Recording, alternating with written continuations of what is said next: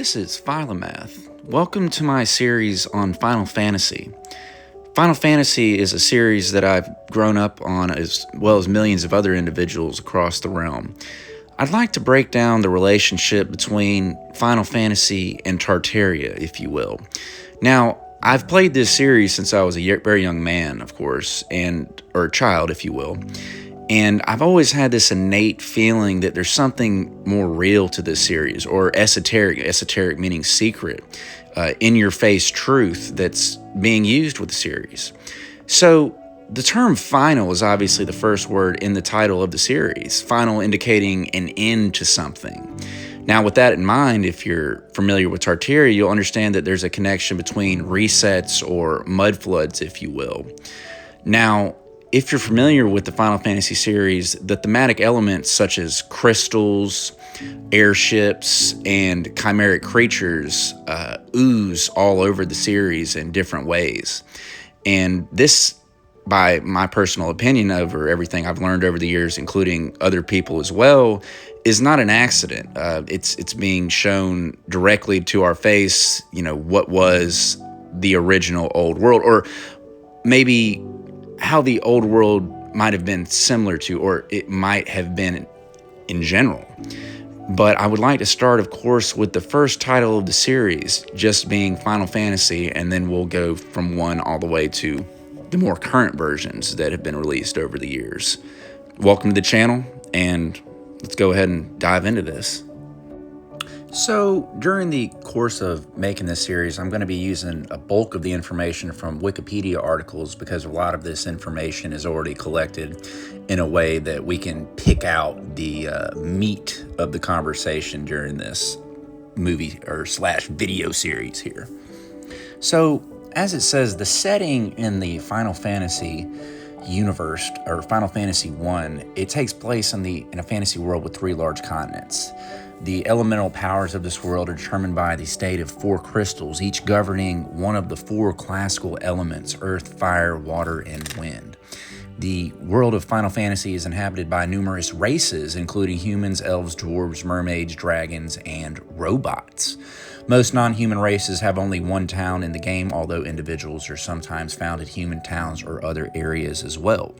400 years prior to the start of the game, the Levenish people, who used the power of wind to craft airships and a giant space station called the Floating Castle in the game, watched their country decline as the wind crystal went dark.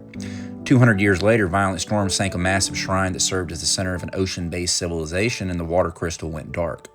The earth crystal and the fire crystal followed, plaguing the earth with raging wildfires and devastating the agriculture of Melmond as the plains and vegetation decayed. Sometime later, the sage Lucan tells of a prophecy that 4 light warriors will come to save the world in a time of darkness. So, based off just the setting of the series, we can pick out here a lot of things that is associated with the Tartarian Empire, if you will, or Old World Empire.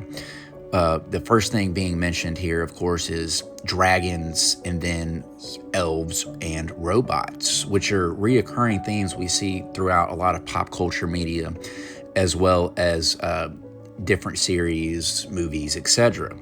I think it's interesting that this series in itself is considered fantastical, but if we know, like most of us have who've researched Tartaria, the elements of the fantastical are blended with what would be considered modernity, or the modern day times. Of course, you have the element of dragons, which is associated with the mainstream idea of medieval times, if you will, in the mind's eye.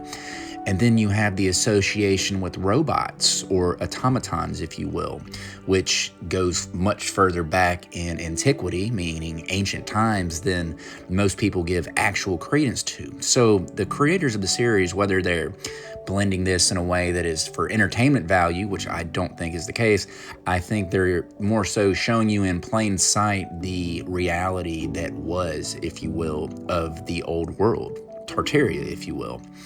And it's interesting as well that it mentions in the setting for the game that there's the floating castle in the game, and the idea that there were mountains or castles that were floating off the ground, whether it be hundreds of feet or thousands of feet, if not higher, miles in the air. The idea that there could be entire rock formations at grade level, uprooted from the ground and then floating above the land itself, having giant technologically advanced castles, or your atypical medieval idea or Gothic style castle. Just as well as there's floating castles mentioned here, of course, there's the 4 elemental crystals which have been shut off from the world, which is shutting out the old world idea of energy and how energy is siphoned or created. Of course, this ties into the magnetic mountain at the North Pole. Using a Hyperborean map, you can see that the magnetic mountain at the north is associated with being a giant rock, if you will. So there's this overtone of crystals being used as power sources in ways that is considered fantastical once again. And this is as well as tied into the ether field itself, which is said to be the 5th element and was removed from the periodic table of elements in the early 1900s. It's a fascinating concept that many people are not familiar with at all. So let me continue reading the actual story as it says here on the wiki. It says, the game begins with the appearance of the 4 youthful warriors of light, the heroes of the story, who each carry one of the darkened crystals. Initially, the warriors of light have access to the kingdom of Conaria and the ruined temple of chaos. After the warriors rescue Princess Sarah from the evil knight Garland, the king of Conaria builds a bridge that enables the warriors of light passage east to the town of Pravaka. There, the warriors of light liberate the town from BK and his band of pirates and acquire the pirate ship for their own use. The warriors now embark on a chain of delivery quests on the shores of the Aldi Sea. First, they retrieve a stolen crown from the marsh cave for a king in a ruined castle who turns out to be the dark elf Astos. Defeating him gains them the crystal eye, which they return to the blind witch Matoya in exchange for a herb needed to awaken the elf prince cursed by Astos. The elf prince gives the warriors of light the mystic key, which is capable of unlocking any door. The key unlocks a storage room in Canaria Castle, which holds TNT. Narek, one of the dwarves of the cave of Dwarf Village, destroys a small isthmus using the TNT, connecting the Aldi Sea to the outside world. After visiting the near-ruined town of Melmond, the Warriors of Light go to the Earth Cave to defeat a vampire and retrieve the Star Ruby, which gains passage to Sage Sarda's cave. With Sarda's rod, the warriors venture deeper into the Earth Cave and destroy the Earth Fiend Lich. The Warriors of Light then obtain a canoe and enter Gurgu Volcano and defeat the Fire Fiend, Carrie. The Levy Stone from the nearby Ice Cave allows them to raise an airship to reach the northern continents. A kind gesture is repaid by a fairy, receiving special liquid that produces oxygen, and the warriors use it to help defeat the water fiend Kraken in the sunken shrine. They also recover a slab which allows a linguist named Dr. Un to teach them the Lefinish language. The Lefinish give the Warriors of Light access to the floating castle that Tiamat, the Wind Fiend, has taken over. With the 4 fiends defeated and the crystals restored, the warriors open a portal in the Temple of Chaos, which takes them 2,000 years into the past to confront the creator of the fiends. There, the warriors discovered that the 4 fiends sent Garland, now the archdemon Chaos, back in time, and he sent the fiends to the future to do so, creating a time loop by which he could live forever. The Warriors of Light defeat Chaos, thus ending the loop and return to present, but their heroic deeds remained unknown outside of legend. And I think it's fascinating, going through the story there's several more elements that, would be considered normal in the modern day, such as the idea, of course, of TNT, for example. That's something that's an explosive that is usually only associated with the modern day, but obviously this is in a fantastical ancient time, but yet you're seeing it used here. And you're also seeing other myths or legends being implemented into the story. Of course, the Kraken, the Water Fiend, and then, of course, Tiamat, which is associated with other mythologies.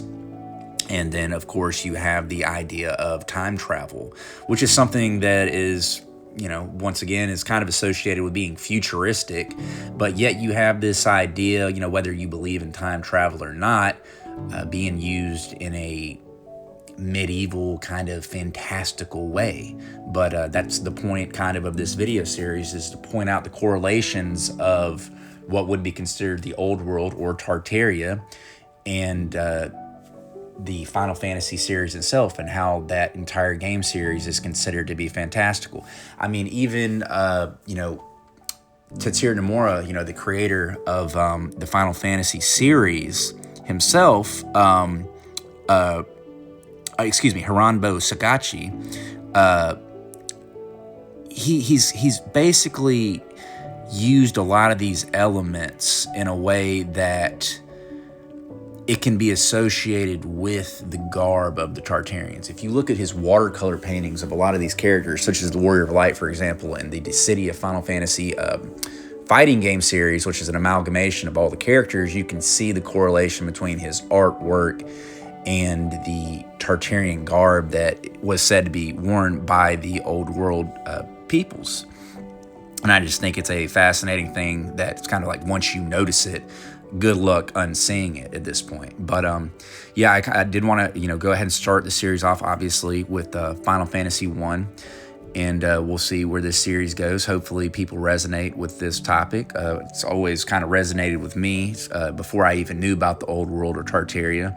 And it's something that's been on my mind for a long time. And I thought it'd be really cool to kind of create a series, because there's a lot of things, inside the series itself that I feel like you can talk about ad nauseum. I mean, really, this is a paraphrased video, because you can talk about this stuff just on and on and on. There's so many different things you can pull from it.